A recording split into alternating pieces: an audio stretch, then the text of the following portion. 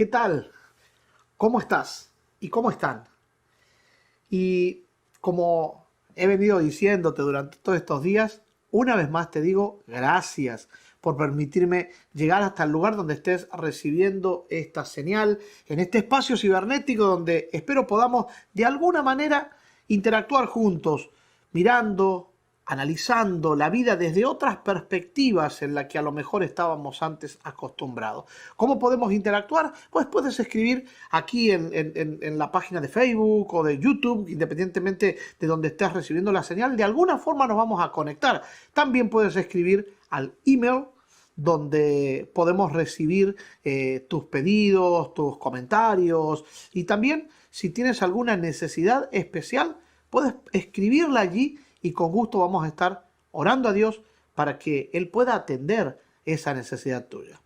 En esta hora quiero compartir contigo un mensaje de la palabra de Dios que nos puede transportar más allá de lo que podemos esperar y conocer en esta vida a la que estamos de una manera particular sujetos a recibir de ella lo que venga, lo que ocurra, lo que suceda.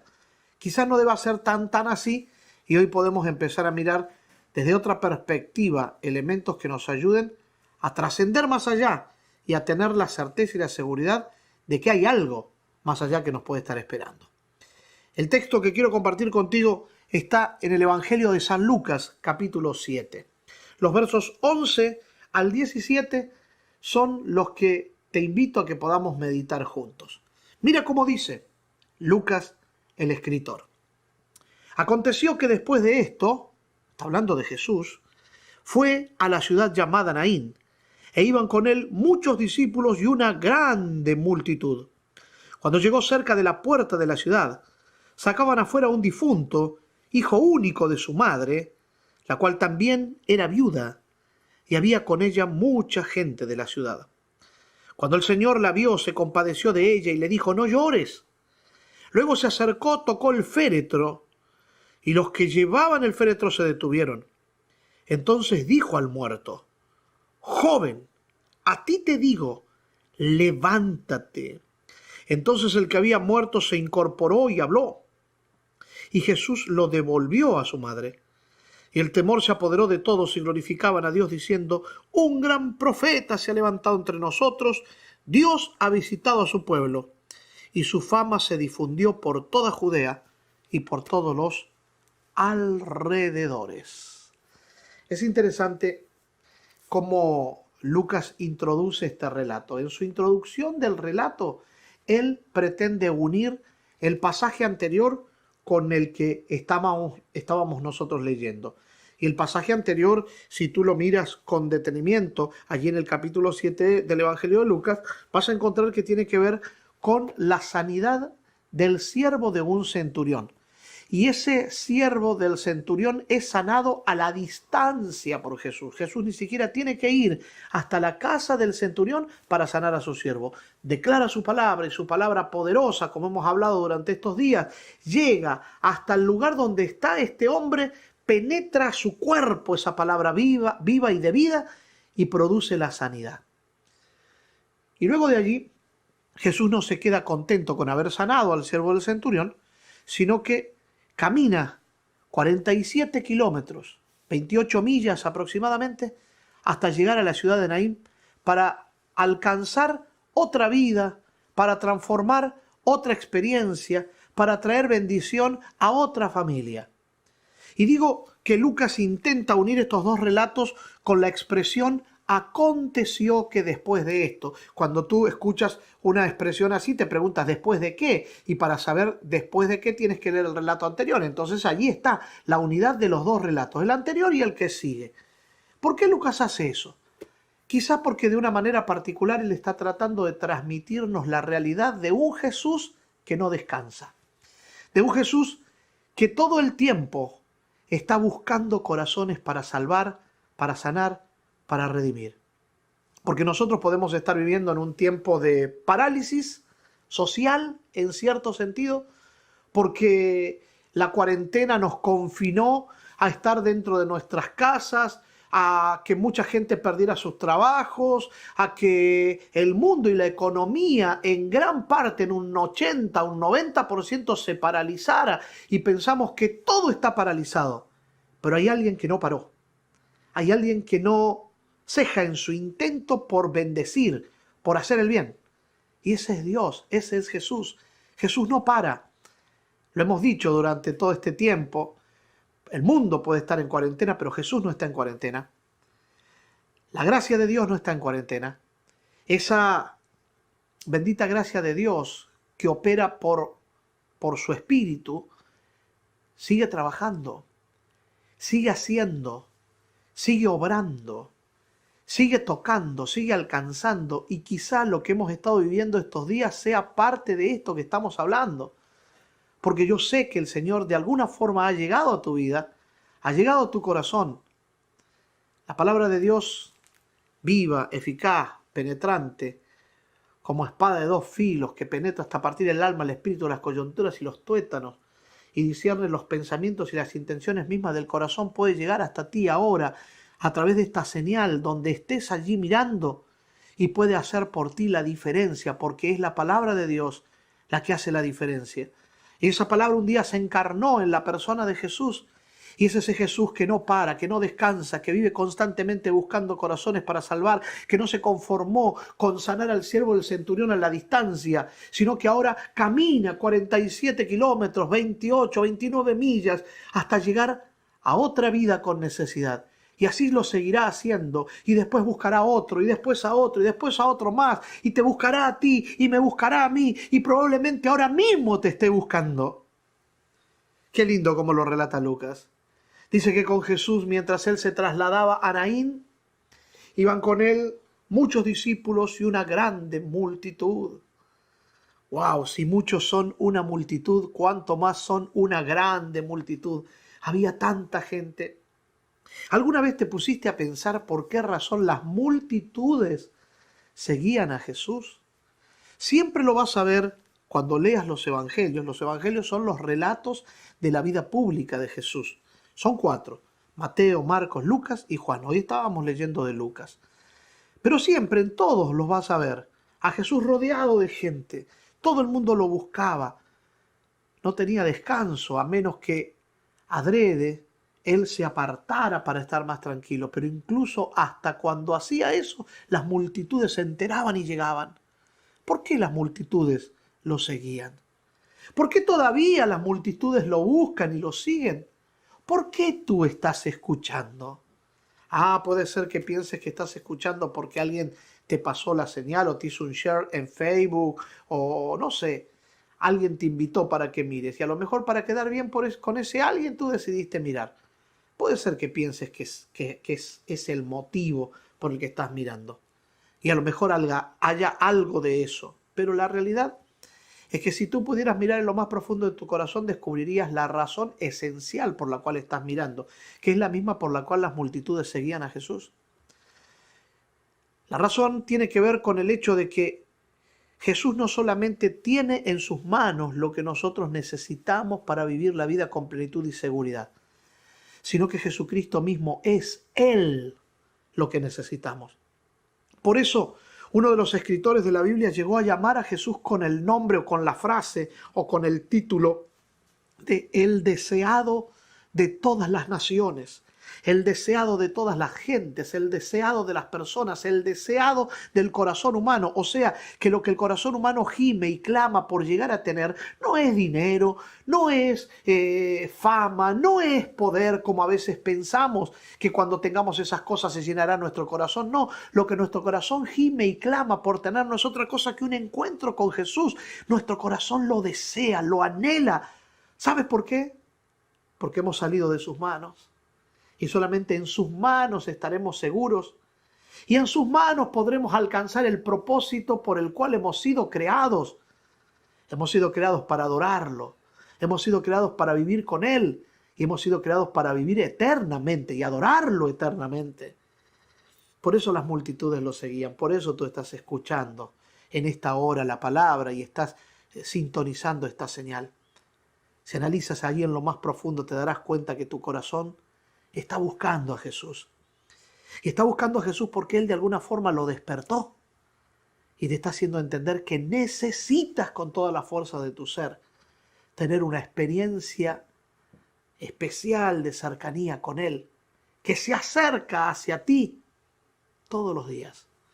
Ahí está Jesús yendo hacia Naín ahora, después de sanar al siervo del centurión. Las multitudes van con él y mientras se traslada, esa multitud con su gozo, con su alegría, con su felicidad, contagia en el camino a los que encuentra. Porque esa multitud es la multitud feliz, es la multitud del gozo, es la multitud de la alegría, es la multitud de la plenitud y la felicidad. ¿Sabes por qué? Porque en el centro de esa multitud está Jesús.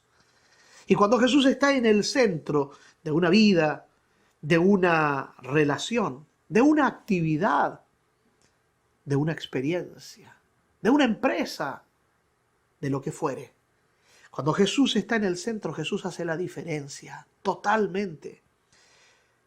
Hace la diferencia entre la vida y la muerte, entre la bendición y la maldición, entre la vida plena y la mera existencia. Él hace la diferencia. Hace la diferencia de tal manera que los corazones quedan marcados cuando Él llega, en un antes y un después de Él. De la misma manera como la historia de este mundo quedó marcada en un antes y un después de Jesucristo. Y yo te puedo asegurar que cuando los corazones reciben la presencia de Jesús, empiezan a recibir plenitud, paz, consuelo en los momentos de dificultad, esperanza en las crisis, certeza en medio de las dificultades, paz en medio de la tormenta. Jesús hace la diferencia de tal manera que transmitía en aquella ocasión alegría de su corazón, gozo de su alma, que traspasaba de su ser para llegar al corazón de todos los que estaban cerca.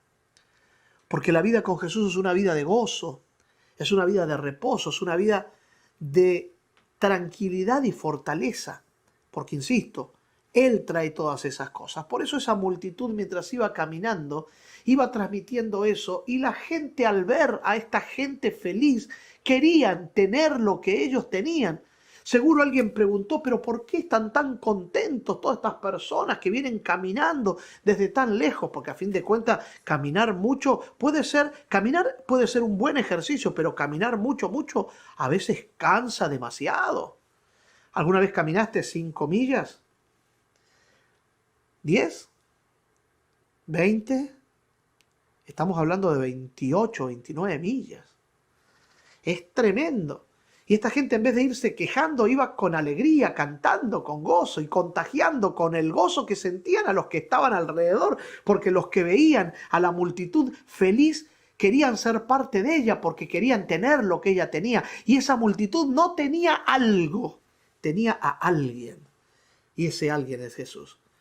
Pero mientras ellos se van trasladando en el camino, contagiando con su gozo, con su alegría, producto de la salvación, porque la salvación trae gozo, ellos visualizan en el horizonte otra multitud que viene al encuentro.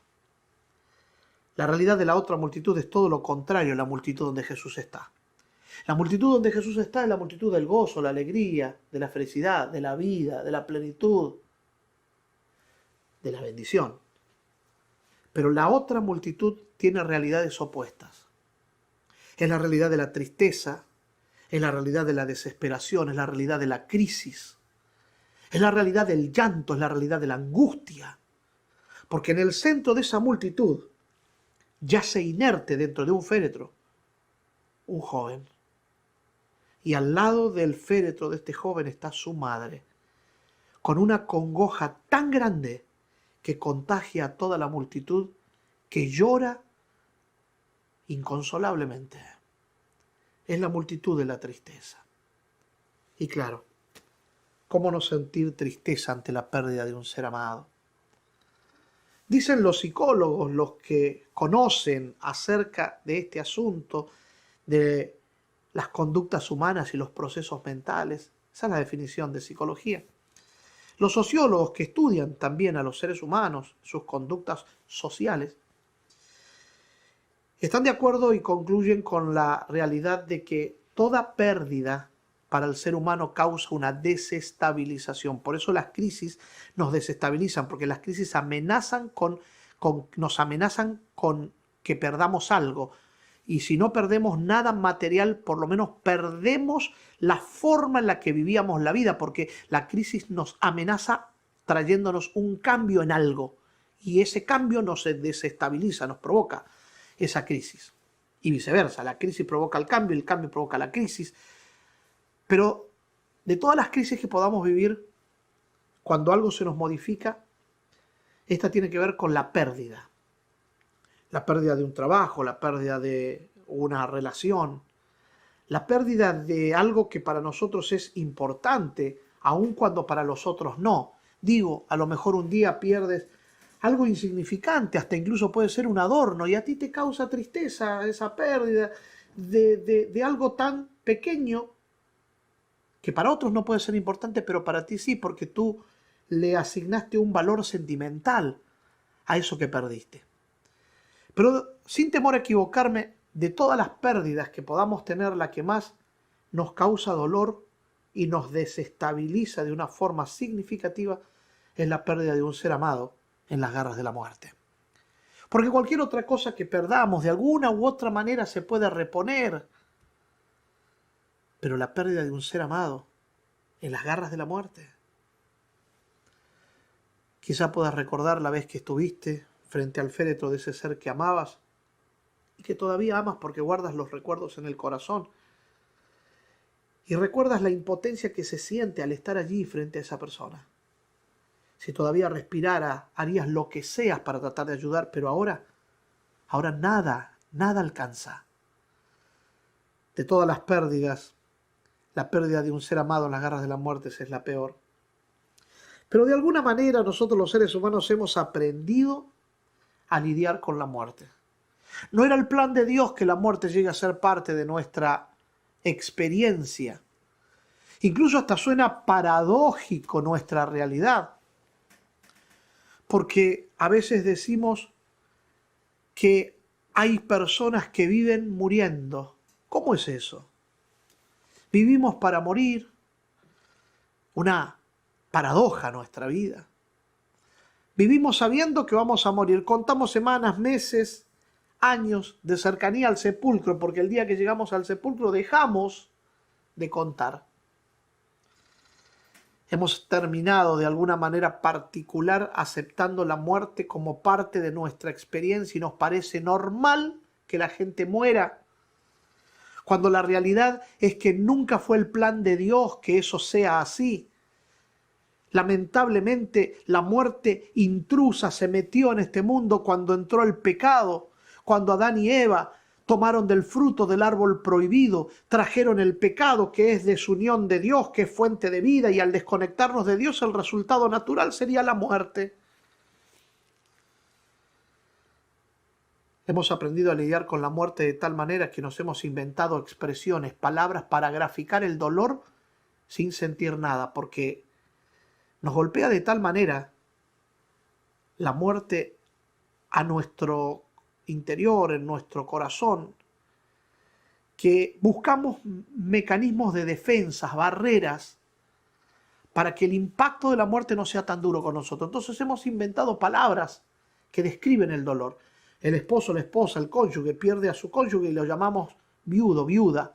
Y lo decimos con total displicencia. Aquí el fulano, la fulana, es viudo, es viuda. Y no sentimos nada.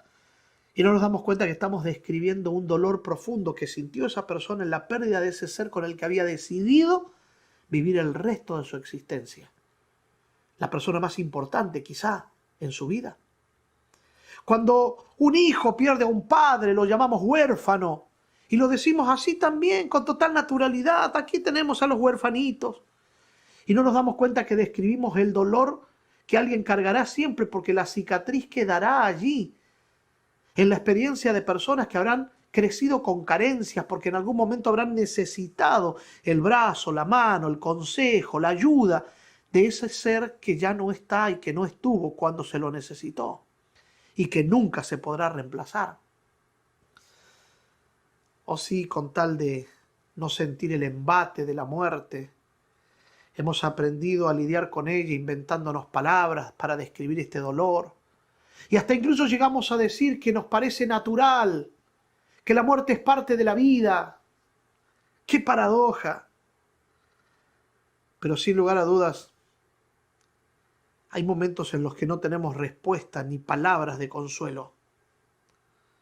Porque entonces dime cómo llaman a un padre cuando pierde a un hijo. No existe una expresión que describa esto porque el dolor es tan intenso que ni siquiera nos atrevemos a pensarlo. Porque dentro de la lógica de lo ilógico, digo, al haber aceptado la muerte, nos parece lógico que un hijo entierre a un padre, pero no nos parece lógico para nada que un padre entierre a un hijo. Y muchas veces se revuelve nuestro corazón cuando vemos ataúdes de un pie de tamaño. Decimos, no deberían existir esos ataúdes blancos tan pequeños, pero existen. Nos resistimos a pensar porque no podemos aceptar que este temible enemigo llamado la muerte llegue hasta ese punto. Pero es real. Todos algún día tendremos que enfrentarnos con la muerte cara a cara. En aquella ocasión había una mujer desesperada. ¿Y cómo no desesperarnos? ¿Cómo no llorar?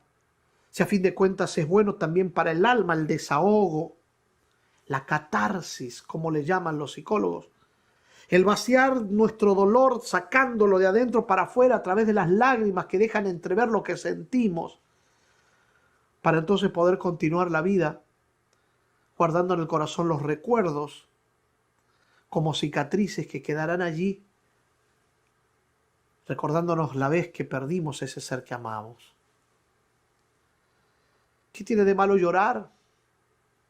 Al contrario, es parte de la sanidad. Por eso esa mujer está llorando. Por eso todos los que están alrededor de ellas la acompañan en el llanto, porque el dolor es intenso. Y en aquel momento algo extraordinario sucedió, porque a medida que las multitudes se iban acercando, la multitud de la vida enfrentaría a la multitud de la muerte, la multitud de la bendición, a la multitud del dolor. Y cuando quedaron cara a cara, frente a frente, el príncipe de la vida, Jesús, queda cara a cara contra el príncipe de la muerte, el autor del pecado, Satanás el diablo. Entonces Jesús sale de la multitud donde él está en el centro y se introduce al centro de la otra multitud, de la multitud de la tristeza y del dolor. ¿Para qué? Para cambiar las realidades de esa multitud. Porque escúchame bien, por donde Jesús pasa, las cosas cambian. A donde Jesús llega, Él produce una revolución de vida, una revolución de paz, una revolución de restauración. Alguien que conocía bien cómo Jesús funcionaba, una escritora prolífera del siglo pasado, llegó a decir en un libro muy bonito que escribió llamado El Camino a Cristo, que antes de Jesús llegar a ciertas aldeas se escuchaban en esas aldeas dolor, llanto, gritos de dolor, de angustia y de desesperación. Y después del paso de Jesús solo se escuchaban risas, expresiones de alegría y de alabanza a Dios, porque en el paso Jesús cambió sus realidades. Por eso ahora Jesús sale de la multitud feliz donde Él está y se introduce al centro de la multitud triste para cambiar esas realidades. Entonces mira a la mujer y le dice, mujer, no llores. No es que Jesús no entienda lo que ella siente, porque Jesús sabe bien lo que es llorar por la pérdida de un ser que se ama.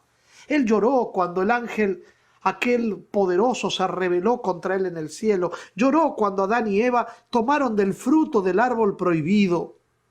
Lloró sobre Jerusalén cuando a los suyos vino y los suyos no lo recibieron. Él entiende lo que es llorar por la pérdida de un ser amado.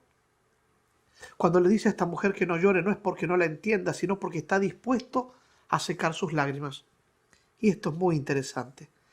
Cada vez que Jesús le pide al ser humano algo que al ser humano le resulta difícil o imposible hacer, es porque Él está dispuesto a dar todo su poder para que el ser humano haga que lo imposible sea posible. Un día le dijo a un hombre que tenía la mano inmóvil, seca, paralizada, que extendiera su mano. El hombre, en primera instancia, pudo haber recibido las palabras de Jesús y haber pensado, pero ¿cómo lo hago si mi mano está inmóvil? En otra ocasión llegó a un estanque donde había muchos enfermos y buscó al peor de todos, un paralítico que llevaba 38 años nada más de parálisis. Se le acercó y le dijo, ¿quieres ser sanado? El hombre respondió con cualquier otras expresiones menos con las que debería. Debió haber dicho sí. Pero él dijo, ¿cómo hago si no puedo arrastrarme hasta el estanque? Y Jesús le dice, mira, toma tu lecho, levántate y anda. El hombre seguramente cuando escuchó las palabras de Jesús debe haber pensado, pero ¿cómo hago? Si no me puedo ni arrastrar, ¿cómo me voy a levantar? Ahora Jesús está enfrente de una mujer que está acongojada al extremo por la pérdida de su hijo y le pide que deje de llorar. ¿Cómo hace esa mujer para dejar de llorar? Es imposible para ella. Jesús está pidiéndole imposibles. Y muchas veces nos pide cosas que parecen imposibles para nosotros, como el que le entreguemos nuestra vida, como que permitamos que Él cambie nuestras realidades. Nos da temor, nos parece imposible ese cambio, nos parece imposible entregarnos a Él, nos parece imposible convertirnos en seguidores de Él. Pero insisto, cuando Jesús le pide a los seres humanos algo que a nosotros nos resulta imposible hacer, es porque está dispuesto a darnos todo el poder para que lo imposible sea posible. Aquel hombre de la mano seca, cuando recibe la palabra de Jesús, entiende que es un desafío que viene acompañado de poder y acepta el desafío y está dispuesto a hacer lo que Jesús le dice. Y cuando decide confiar en la palabra de Jesús, entonces su brazo es restaurado, sus músculos, sus nervios, y puede mover su mano haciendo que lo imposible sea posible. Igual el paralítico que empieza a sentir que sus músculos, sus tendones, sus nervios recuperan la vitalidad y como un resorte se levanta cuando decide confiar, creer en la palabra de Jesús y aceptar el desafío de la fe. Y esta mujer también vivirá la misma experiencia. Cuando Jesús le dice, mujer, no llores, es porque está dispuesto a secar sus lágrimas. Entonces saca su pañuelo blanco de su justicia divina para secar las lágrimas de esta mujer. ¿Cómo lo hace? Toca el féretro. Y mirando al que está dentro del féretro, aquel joven dice, joven, a ti te digo. Alguien dijo que Jesús tuvo que decir así, joven, a ti te digo, siendo puntual, señalando al joven, porque si hubiese dicho genéricamente, joven, levántate, hubieran aprovechado todos los jóvenes muertos de la historia para levantarse, porque tal es el poder que opera en la palabra de Jesús. A este lo mira y le dice, a ti te digo, levántate. Y antes que la mujer pudiese reaccionar y pudiese ver claramente a Jesús, porque las lágrimas no le permitían verlo bien. Las lágrimas casi nunca nos permiten ver bien a Jesús. Pero eso no hace que Él deje de actuar, porque Él sigue actuando para secar nuestras lágrimas. Por eso aquel joven se levanta cuando la palabra de Jesús entra a su cuerpo, a su corazón, y ahora su corazón late al unísono con el de Cristo, y Él lo toma y se lo devuelve a su madre, como una expresión de amor, como ese pañuelo que seca sus lágrimas, sanando su herida y restaurando todo su ser, porque ahora gracias a eso ella podrá seguir siendo una dama dentro de la sociedad. Su hijo la seguirá acompañando y el recuerdo de la muerte de su esposo, porque el relato nos dice que esa mujer también era viuda. La muerte la había golpeado mucho. El recuerdo de su esposo muerto seguirá vigente en el hijo, que la sostendrá en la sociedad. Y ella ya no tendrá que salir a buscar trabajo afuera y ser considerada una mujer de mal vivir, porque así era cuando las mujeres no podían trabajar fuera de la casa. Si lo hacían, eran considerados o señaladas como una mujer de mal vivir, a menos que trabajase con su familia. Pero ahora su hijo ¿La habrá de restaurar o la habrá de proveer lo que ella necesita para seguir siendo una dama en la sociedad? Jesús le resolvió todo el problema, pero más que nada le quitó el dolor de la pérdida, venciendo la muerte una vez más. ¿Sabes? Yo muchas veces enfrenté la muerte de cerca, primero en mi propia vida. Luego, como pastor, tuve que ir a muchos lugares a celebrar funerales y ver el dolor y lidiar con esa intrusa como es la muerte. Y en estos días, mientras vivimos esta pandemia, nos sentimos amenazados constantemente por este enemigo invisible, este diminuto virus del COVID-19, que nos puede llevar a un desenlace tan tremendo como este. Hace pocos días un amigo perdió a su padre por este COVID-19. Y por más que podamos argumentar diciendo, bueno, el hombre ya tenía 95, 96 años, el dolor está. Cuando yo me enteré, a mí también se me cayeron las lágrimas, porque yo amaba a este hombre, don Rubén Merino. Qué buen hombre. Qué corazón. Yo no voy a decir puro, porque no hay nadie que tenga un corazón puro, pero un corazón noble, un corazón lindo y puro en Cristo, porque era un buen cristiano. Y por más que pensemos en la edad que puede tener uno u otro, cuando ese momento llega nos duele. Nos duele porque cuando amamos a alguien y lo perdemos, no tenemos forma de poder contrarrestar ese dolor, a menos que tengamos confianza en un Dios que es capaz de sostenernos. Por eso, en mi función como pastor, cuando voy a estos lugares, a estos funerales, mi intención es traer esa paz que solamente Cristo puede traer, trayendo la palabra que hace que Jesús se convierta o sea más real en la vida de aquellos que la reciben. En fin, he estado en muchos velorios, he visto, veo todavía, estoy presente cuando puedo con los amigos, especialmente si han perdido un ser amado. Pero la experiencia que más tocó mi vida fue hace muchos años, cuando yo recién llevaba poco tiempo conociendo a Jesús. Cuando yo era un jovencito de 12 años o 13, por allí, días más, días menos, mi papá nos dio la noticia en casa de que uno de sus hermanos, un tío, vendría a vivir con nosotros. El nombre de mi tío era Ramón, hermano de mi padre, menor que mi padre. En mi casa nosotros vivíamos mi papá, mi mamá, mi hermana y yo, éramos 4. Allá en mi país le llamamos una familia tipo, porque éramos no solo 4, sino el varón y la mujercita. Mi hermana menor, yo era el mayor, o soy todavía el mayor. Así que mi papá nos juntó y nos dijo que el tío Ramón, por consecuencias de salud, ya no podía trabajar, entonces iba a venir a vivir a nuestra casa, y dijo que sería mi compañero de habitación. El tío había tenido situaciones difíciles. Él vivía en el norte de Argentina, en una provincia, en un estado llamado el Chaco argentino. Digo Chaco argentino porque también hay un Chaco paraguayo, en Paraguay. Pero este era en Argentina. Una tarde, el tío vino de trabajar en el campo, porque en el campo trabajaba, se sentó, se recostó en una reposera y se quedó dormido sin saber que debajo había una serpiente venenosa. Y cuando su mano cayó, la serpiente se vio amenazada y mordió la mano de mi tío. Cualquier persona muere en cuestión de minutos por el veneno de aquella serpiente yarará, como es el nombre de ella. Mi tío aguantó el veneno más que cualquiera, lo llevaron al hospital y cuando le pusieron el suero para contrarrestar el veneno, lo salvaron. Y se salvó en aquella ocasión. Tiempo después, bastante tiempo después, también volvía otra vez de trabajar del campo con sed, con calor, destapó un refresco gaseoso helado y lo bebió de golpe. Eso le produjo un espasmo bronquial pulmonar, un infarto en el corazón y otro infarto en el cerebro. Llegó al hospital sin respirar, clínicamente estaba muerto.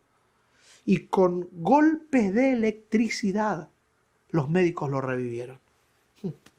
Mi tío tenía más vida que un gato. El gato Ramón. Ahora, a raíz de esas situaciones, ya no podía trabajar. llegó a casa, sería mi compañero de habitación. Y a mí me agradaba la noticia porque en aquel tiempo yo jugaba mucho al balompié, al fútbol, a un deporte que es el principal de mi país. Hoy ya por la edad quizá no lo juego tanto y he decidido o me he inclinado más por el tenis, me gusta más jugar al tenis, pero por cuestiones de, digamos, de edad. Pero en aquel tiempo, cuando era un jovencito, me fascinaba, dormía casi con la pelota de balompié de fútbol al lado mío. Y a mí me habían contado que de todos los hermanos de mi papá, eran 8 hermanos, el que mejor jugaba era él, mi tío Ramón, zurdo, rápido, que era capaz de tirar el centro al área y correr y cabecear y hacer el gol. Ah, una exageración, pero para graficar lo bueno que era el tío, así me lo describían. Así que yo quería aprender de él y esperaba con ansias que él llegara a nuestro hogar. Y el día llegó, y el tío llegó. Nos hicimos amigos. Todas las noches nos dormíamos tarde escuchando las historias que el tío tenía. Nunca se había casado. Siempre fue soltero, pero tenía sus aventuras el tío. Y yo no podría contar ninguna de las aventuras que él me contaba porque eran tremendas. Y a mí me gustaba escucharlo. Todas las noches él tenía una aventura diferente que contarme. Pero un día Jesús llegó a mi vida. Las cosas empezaron a cambiar. Yo quería ahora leer la Biblia y el tío parece que estaba enojado con Dios, porque no me dejaba leer la Biblia. Antes se podía quedar hasta tarde uno con la luz encendida escuchando sus historias, pero ahora había que apagar la luz. A la noche no se podía leer la Biblia. Entramos en una especie de discrepancia, conflicto, guerra santa. Porque el tío era tremendo, se burlaba de mí, se burlaba de mis creencias, se burlaba de mi Dios. Y yo no podía creer eso y miraba para el cielo y decía, Señor, haz algo, defiende a tu siervo, mándale un rayito al tío. Yo recién estaba empezando, tenía mucho que aprender y quería que el tío aprenda como sea. Fue tal el conflicto que se generó entre él y yo por mis creencias que me fui del cuarto a dormir al sillón de la sala. Y así estuve un tiempo. Un día de esos el tío sintió un dolor en el pecho. Tuvimos que llamar a la ambulancia. Cuando los paramédicos llegaron le dieron una pastillita sublingual para que se ponga debajo de la lengua. Estaba infartando. Llegó con un infarto al hospital. Luego le dio otro. Estuvo 4 días en coma. Y a la semana estaba en casa otra vez molestando. Tenía más vidas que un gato el tío. Y yo decía, pero Señor, ¿cómo tú tienes tanta paciencia con un hombre que incluso habla mal de ti? Porque el tío era tremendo, hablaba mal de Dios también. Un día mi hermana llegó a casa con un problema, con una situación difícil. Tenía que resolver una cuestión amorosa. Mis padres no sabían cómo manejar la situación. Ellos no eran asiduos seguidores de Jesús ni tampoco lectores de la Biblia. El único que iba a la iglesia era yo y mi hermana en ese momento. Así que cuando vimos el conflicto de mi hermana, que llevaba días con esta situación, nos dimos cuenta que la familia estaba un tanto disgregada o separada, a pesar de que vivíamos juntos, cada cual estaba en su mundo, pero no había unidad familiar. Y mi padre, que, claro, como siempre suele suceder, los padres se inclinan más por las hijas y las madres por los hijos varones. Mi papá estaba angustiado por su hija y yo dije algo que creo que Dios me inspiró para que la familia pudiese unirse más. Les dije, Andrea, ese es el nombre de mi hermana, lleva tiempo con este problema y nadie sabía por qué estamos desunidos, por qué no nos unimos como familia. Y mi papá dice, sí, sí, sí. Y yo digo, bueno, hagámoslo teniendo todas las mañanas un culto familiar. Oremos juntos, leamos la Biblia, leamos algo que nos inspire y nos fortalezca y así entre todos nos contamos lo que nos va pasando y nos unimos como familia. Mi padre aceptó, yo creo, por lo que le pasaba a mi hermana. Lo tremendo en casa era que el que primero se levantaba era el tío Ramón y ahora habíamos decidido nosotros levantarnos 1 hora antes de lo acostumbrado para tener esta reunión espiritual familiar. Cuando el tío se enteró, ahora era el último en levantarse, no quería saber nada. Pero poco a poco se fue levantando más temprano, más temprano, más temprano, Hasta que un día se levantó a la misma hora que empezábamos el culto y desde lejos, mientras se preparaba el desayuno, escuchaba como podía, porque era medio sordo el tío, lo que hacíamos ahí en la sala. Y ese día yo le dije a mi hermana, ¿por qué no vas a buscar al tío para que venga a cantar el último himno con nosotros? Y mi hermana fue, y mi tío le dice cuando ella lo invita, es que yo no sé nada de religión, le dice el tío. Y mi hermana le dice, no se trata de saber, se trata de querer. Y el tío aceptó y vino. Cuando estábamos allí, él pidió que cantáramos un canto que estaba escrito en unas letras grandes, porque encima, además de un tanto sordo, era corto de vista también, y no tenía los anteojos para leer las letras más pequeñas de los cantos que cantábamos, así que pidió uno que estaba escrito en unas cartulinas que mi hermana había comprado en algún lugar para enseñarle a los pequeños en la iglesia, cuando les enseñaba en su clase, cada día que había escuela bíblica. Así que el tío pidió ese canto que se titulaba Sí lo veremos, y decía, sí lo veremos cuando venga en gloria, sí lo veremos al Rey y Señor. Ángeles y hombres le darán la gloria, alzando voces, hosanas cantarán. Y cantamos ese canto ese día. Y el tío empezó a tener una actitud diferente. Al otro día fue el primero en llegar, y al otro día hicimos las paces. Me volví a dormir al cuarto, y ahora otra vez la luz estaba encendida hasta tarde, y había una historia que se contaba. Pero ya no era el tío el que contaba la historia, ahora era yo. Pero no eran mis aventuras, sino que yo contaba la historia de la redención. Y le hablaba de Jesús. Y el tío empezó a hacer las paces con Jesús. Y llegó un día de ir a la iglesia y fuimos juntos a la iglesia. Y cuando estábamos subiendo las escalinatas para entrar al edificio, como no había dónde afirmarse, el tío se afirmó, se agarró de mi brazo y yo sentí que temblaba. Y le dije, tío, si no quieres, no tienes que entrar. Y él me dijo, quiero, se trata de querer, quiero. Y entró. Lo trataron tan bien que a la tarde volvió de nuevo al programa de jóvenes. Se sintió tan bien, tan feliz. Estaba haciendo las paces con Dios. El lunes empezó a sentir un dolor en la boca del estómago, náuseas, vómitos. Perdonen que sea tan expresivo, pero fue lo que pasó. Vinieron los paramédicos, se lo llevaron otra vez al hospital. En esas náuseas y en esa lucha se le despegaron las pleuras del pulmón, se llenaron sus pulmones de agua. Su corazón no ayudaba, se asfixiaba. Viernes abrió los ojos al mediodía y llamó a su cuñada, a mi mamá, y le dice, Marta, ese es el nombre de mi madre. Marta, ya es sábado. Y mi mamá le dice, ya casi, Ramón. ¿Por qué? Y él dice, porque si es sábado, los hermanos de la iglesia van a venir, me van a cantar, me van a orar, me van a hablar de Dios. Y mi mamá le dice, descansa, Ramón, ya casi es sábado, ya casi. Mi tío durmió y a las 3 horas más o menos, minutos más, minutos menos, se despierta, pero un tanto asfixiado. Mi mamá corre hacia él y le dice, Ramón, ¿está bien? Y mi tío abre los ojos y le dice, Marta, Jesús va a venir, Jesús va a volver. Y mi mamá le dice, sí, Ramón, sí, Jesús va a volver. Todas las mañanas cuando terminábamos nuestro culto en casa, nuestra reunión espiritual, cada uno se iba a su vida, unos a la escuela, otros al trabajo, otros a los quehaceres diarios de la vida. Y nos saludábamos de una forma especial diciendo, nos vemos a la tarde. Pero como nadie tiene la vida comprada, si algo nos llegara a pasar seguro, Maranata, así nos decíamos, Maranata.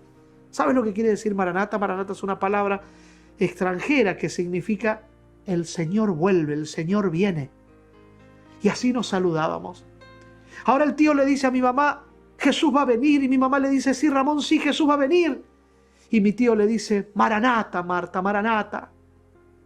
Decirle a mi sobrino, a mí, Maranata, nos vemos cuando Jesús venga. Y en los brazos de mi madre aquel viernes a las 3 de la tarde, minutos más, minutos menos, mi tío descansó en paz. Seguro de que su vida ahora estaba en las manos de Jesús. Y usted dirá, pero pero murió. ¿Dónde estaba Jesús? Ah, mi amigo, Jesús estaba allí llorando, porque siempre llora cuando un ser amado suyo es atrapado por las garras de la muerte, pero la muerte no es un problema para él. Así como no fue un problema con el hijo de la viuda de Naín, así como no fue un problema con Lázaro cuando estuvo allí en la tumba, ni con la hija de Jairo, y con otros tantos más, tampoco será un problema con mi tío, porque pronto la escena de Naín se repetirá en gran magnitud. Y el Señor Jesús volverá a esta tierra en gloria y majestad con la multitud de ángeles felices. Y vendrá a encontrarse la multitud triste de este mundo para cambiar nuestras realidades. Y entonces cuando Él venga, nuestras realidades cambiarán de tal manera que la muerte desaparecerá y ya no habrá más llanto, ni dolor, ni tristeza, ni angustia, ni desesperación, y todo será hecho nuevo. Y entonces el Señor, como hizo con el hijo de la viuda de Naín, hará con los que duermen en el polvo de la tierra y los levantará diciendo: levantaos vosotros que dormís, y los que duermen en el polvo se levantarán. Mi padre se levantará, mi tío se levantará, y yo quiero anhelo, espero ese momento para encontrarme primero con Jesús, con mi padre, con mi tío, y contarle cómo su testimonio recorrió el mundo, y donde tuve la oportunidad de contarlo, las vidas entendían que había un Dios de amor que hasta el último momento nos espera y nos da oportunidad para que nos atrevamos a venir a Él. Y no falta mucho para ese momento cuando Jesús habrá de venir a buscarte. Por eso, mi amigo, por eso, mi amiga, no hay tiempo que perder. Esta cuarentena nos ha hecho hacer un alto para analizar mejor nuestra vida. Ya te diste cuenta que somos débiles, que cualquier cosa nos amenaza y nos desestabiliza y nos estremece. Y es porque necesitamos la intervención de Dios. Y Dios está dispuesto, Dios está presto, está con sus brazos abiertos esperándote. Y Él fue capaz de vencer la muerte. Lo vimos con el hijo de la viuda, como lo hizo con la hija de Jairo, como lo hizo con Lázaro también, como lo hizo Él mismo. Entonces no tenemos nada que temer, solo deberíamos temer el estar lejos de Él. Y hoy es un día para entregarnos en sus brazos, conectarnos con Él. Por eso, mi amigo, mi amiga, es tiempo de tomar una decisión. La decisión tiene que ir más allá del deseo. El deseo te hace pensar qué lindo sería. La decisión es acción. Hazlo, mi amigo. Escribe aquí en el email o en el Facebook Live o en el YouTube tu nombre y di: yo, fulano, fulana, decido entregarme a Cristo y prepararme para su segunda venida. Quiero bautizarme para limpiar mi vida y quiero estar listo cuando Él venga a buscarme en gloria y majestad. Porque pronto, mi amigo, porque pronto, mi amiga, el cielo se abrirá y el Señor Jesús vendrá. Mientras Lourdes canta, escribe en Facebook Live, en YouTube o en el email que aparece aquí tu decisión de entregarte a Cristo. No lo dudes, no hay tiempo que perder. Hoy es día de salvación. Si oyes su voz, no endurezcas tu corazón. Dile a Él que sí y escribe allí, en el email, Facebook Live y YouTube, mientras Lourdes canta. Cuánto anhelo que el cielo se abra, cuánto anhelo que llegue ese día cuando veré a Cristo cara a cara. Cuánto anhelo que cesen las luchas y que ya dejemos de herirnos, porque somos hijos de un gran rey. Y que le diremos cuando estemos ante el Hijo de Dios, que le dirás cuando estés ante el trono de luz, que le has hecho a mis hermanos más pequeños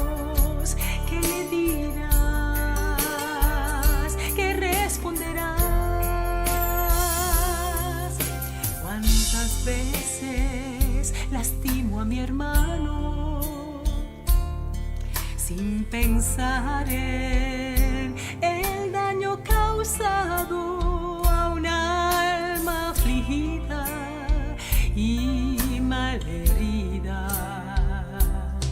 Hoy le pido a Dios su misericordia por aquellos que a otros lastiman. Si le conocieran, sabrían que Él es amor. ¿Y qué le diremos cuando estemos ante el Hijo de Dios? ¿Qué le dirás cuando estés ante el trono de luz? ¿Qué le has hecho a mis hermanos más pequeños? ¿Qué le dirás? ¿Qué responderás?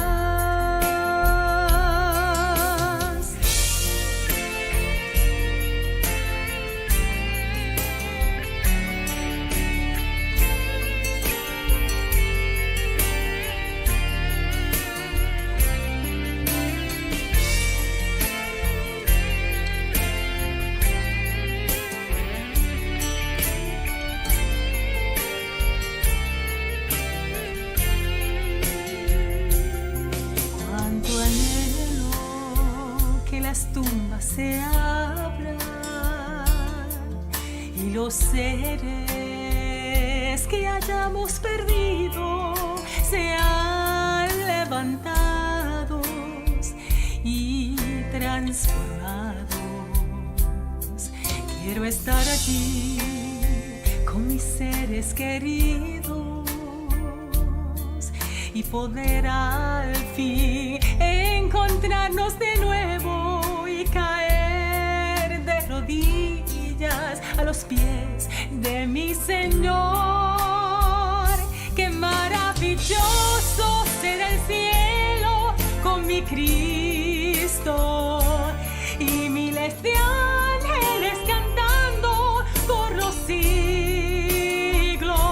y para siempre viviremos la eternidad donde no habrá dolor ni muerte jamás. Qué maravilloso será el cielo con mi Cristo y miles de ángeles cantando por los siglos, y para siempre viviremos la eternidad donde no habrá dolor ni muerte jamás, no habrá pesar, todo será paz. Prepárate ya, el tiempo se va.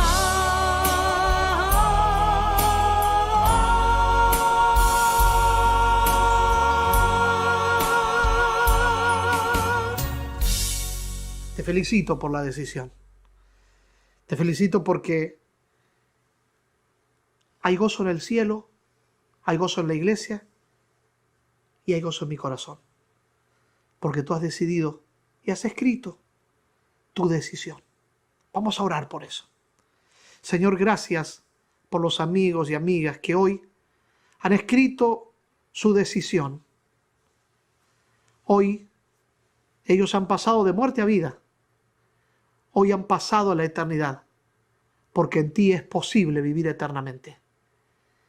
Y hoy ellos confirman que quieren caminar con Jesús, ser bautizados, empezar una nueva vida. Bendícelos, guárdalos, prospéralos, guíalos, dirígelos.